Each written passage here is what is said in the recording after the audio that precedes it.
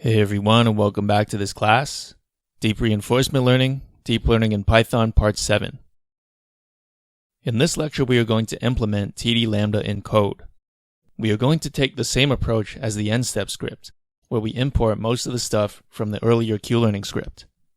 One thing to keep in mind as you look through the code is how much simpler it is than the end-step method, even though theoretically it's more complex.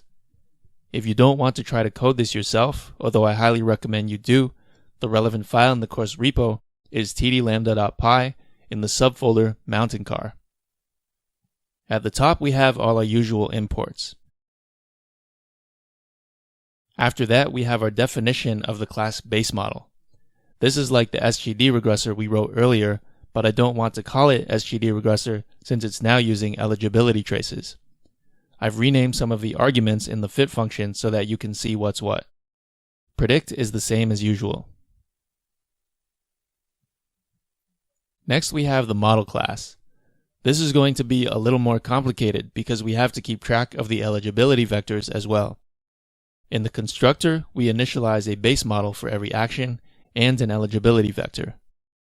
The predict function is the same as before. The update function is where all the big changes are.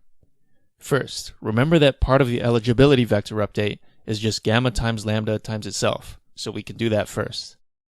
The next step is to add the gradient, which we know is just the feature vector itself.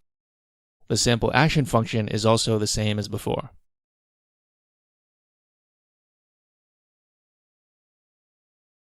Next we have the play1 function. I don't think anything in here should be surprising. It's all stuff we've seen in previous scripts. We have an additional argument lambda which is as expected, but we are still doing Q-learning. Notice how much simpler and shorter this is than the end-step method. We no longer have to keep track of all the rewards, nor do we need to do a catch-up loop to run through the rest of the states after the episode is over.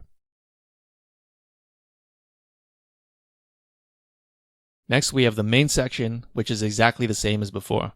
So let's run this and see what we get.